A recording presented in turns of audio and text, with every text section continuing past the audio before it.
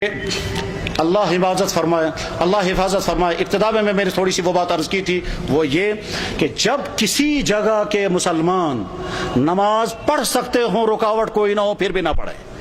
جب کسی جگہ کے مسلمان روزہ رکھ سکتے ہوں اور سستی کی وجہ سے روزے نہ رکھیں.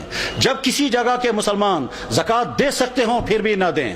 جب کسی جگہ کے مسلمان حرام کاموں سے بچ سکتے ہوں، پھر بھی نہ بچیں. جب کسی جگہ کے مسلمان قرآن پڑھ سکتے ہوں، پھر بھی قرآن کے ساتھ ان کا تعلق قائم نہ ہو. جب کسی جگہ کے مسلمان اپنی نبی کی ایک سنت پر عمل کر سکتے ہوں، پھر بھی نہ کریں. تو اللہ تعالیٰ شانوں کی طرف سے کبھی خطرناک فیصلے آتے ہیں، وہ یہ کہ جب تم آزادی کے دور میں میرے دین پر عمل کر سکتے تھے، پھر بھی تم نے عمل نہیں کیا، تو میں ایسے حالات لے آؤں گا کہ تم چاہو گے بھی عمل کرنا تو کر نہیں سکو گے.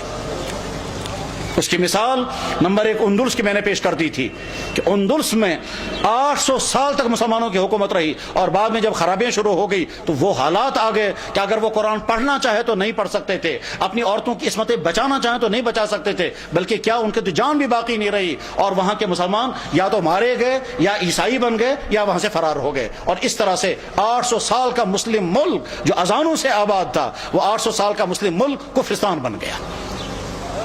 بخارا اور سمرقند یہ وہ علاقہ تھا جہاں امام بخاری، امام مسلم، ابو اللیث سمرقندی جیسا انسان، وہ علاقہ کے جہاں امام صاحب ہدایہ علامہ برہان الدین مرغی نانی رحمہ اللہ تعالی جس علاقے میں تھے، کہ جس مسجد میں بیٹھ کر کے انہوں نے ہدایہ کتاب لکھی، اور 13 سال لگے کتاب لکھتے ہوئے، اور 13 سال مسلسل انہیں روزہ رکھا. گھر والوں سے کھانا آتا تھا، وہ کھانا رکھ دیتے تھے، جب گھر والے واپس چلے جاتے تھے یہ کھانا کسی غریب کو کھلاتے تھے. 13 سال بیٹھ کر کے انہوں نے کتاب ہدایہ نام کی کتاب لکھی تھی، جو حدیث اور عقلی علوم کا مجموعہ ہے. علامہ انور شاہ صاحب کہا کرتے تھے، فرماتے تھے میں ہر کتاب کا جواب لکھ سکتا ہوں، لیکن چند کتابوں کا جواب مجھ سے نہیں لکھا جا سکتا ہے، ان میں سے ایک کتاب ہدایہ بھی ہے.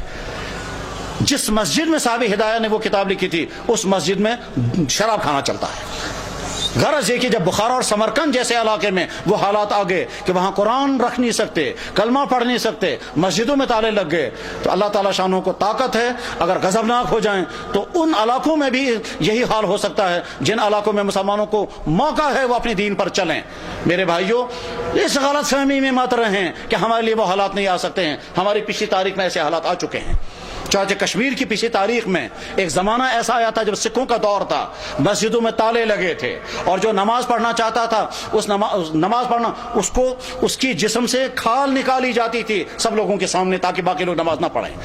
سری نگر کی جامع مسجد میں گھوڑے باندھے گئے تھے، تمام مسجدیں مسمار کر دی گئی تھی. اس وقت لوگ نماز پڑھنا نہیں پڑھ سکتے تھے، یہ اذانیں بین ہو گئی تھی. جب کسی جگہ کے مسلمان اپنے دین کی ناقدری کرنے لگتے ہیں تو ایسے حالات آ سکتے ہیں. اور اس کی مثال اس بات کی مثال نہیں کہ مسلمانوں نے ناقدری کی، وہ تو ظلم ہے، لیکن مثال ہمارے سامنے ہیں برما کے حالات، جہاں کی مسجدیں ختم، جہاں کے مدرسے ختم، جہاں کی داڑھیوں کے ایک بال کر کے نوچتے ہیں، جہاں علماء کو کھڑا کر کے اور سوئیاں مار کر کے ان کو شہید کرتے ہیں، جہاں ایک مسلمان خاتون کے ساتھ 20 30 بلکہ 100 آدمی بدکاریاں کرتے ہیں اور کھلے عام کرتے ہیں، جہاں مسلمان عورتوں کو کھڑا کر کے آگ لگا کر جلا دیتے ہیں، جہاں مسلمان عورتوں کی گودوں کے اندر ان کے بچوں کو ذبح کر دیتے ہیں، اور ساری دنیا کے مسلمان دیکھ رہے ہیں مگر کوئی کچھ نہیں کر سکتا. جب ان مظلوم مسلمانوں کے لیے کوئی آواز نہیں اٹھا رہا ہے تو آپ بے فکر یہ مت رہیں ہمارے ساتھ اگر کبھی ایسا ہوا تو ساری دنیا کے مسلمان سرگرم ہو جائیں گے. آج کا مسلمان بے حس ہو چکا ہے. آج کا مسلمان دنیا کے حکمران، ان کے بیوروکریٹ،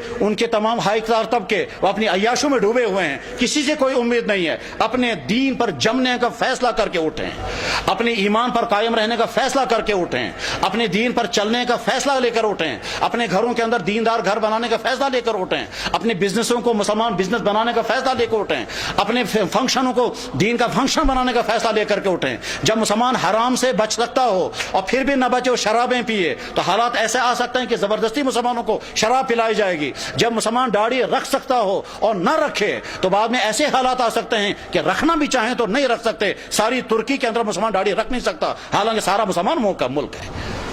ایسے حالات آ سکتے ہیں، اس لیے اپنے دین کے ساتھ وفاداری کا فیصلہ کرو، ورنہ تو ایسا ہو سکتا ہے کہ اللہ جب تم میرے دین کے ساتھ وفاداری نہیں کرو گے تو میں تم پر ایسے حالات لا سکتا ہوں کہ تم چاہو گے بھی میرے دین پر عمل کرنا تو کر نہیں سکو گے۔ اللہ جل شانہ اس برے انجام سے ہم سب کی حفاظت فرمائے، ہمارے ان اکابرین کی حفاظت ہو، مدارس کی، مساجد کی، دین کے اور دینی اداروں کی، دین کے کام کرنے والوں کی اور دین پہ جننے والوں کی مدد فرمائے۔